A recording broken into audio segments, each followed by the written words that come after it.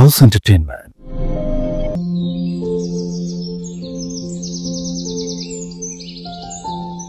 তোমার মধ্যে অনন্তকাল বসবাসের ইচ্ছে, তোমার মধ্যেই জমি জমা ঘর বাড়ি, আপাতত একতলা।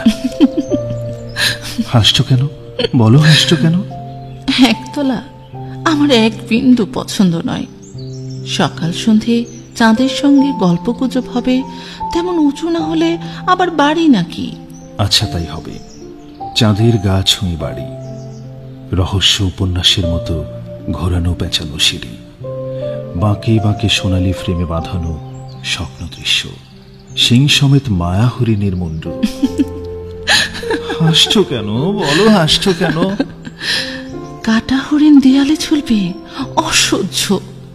হরিণ থাকবে বনে, বন থাকবে আমাদের খাট পালঙ্কের চারধারে।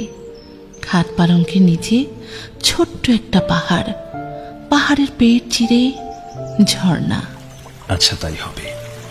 পাহাড়ের পেট চিরে ঝর্ণা, ঝর্ণার পেট চিরে কাশ্মীরি কার্পেট, সিলিংয়ে রাজস্থানী ঝাড়, জলের ঝাঁঝরির মতো উপর করা, জানালার গায়ে মেঘ, মেঘের গায়ে ফুরফুরে আদ্যির পাঞ্জাবি, পাঞ্জাবির গায়ে লখনৌই চিকনের কাজ।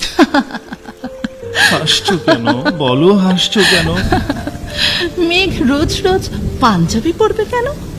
এক একদিন পরবে বালুচুরি শাড়ি, কিংবা খাটাওয়ের পাতলা প্রিন্ট, মাথায় বাগান খোঁপা, খোঁপায় হীরের প্রজাপতি। আচ্ছা, তাই হবে। মেঘ সাজবে জরিপার শাড়িতে, আর তখনই নহবতখানার সানায় জয় জয়ন্তী,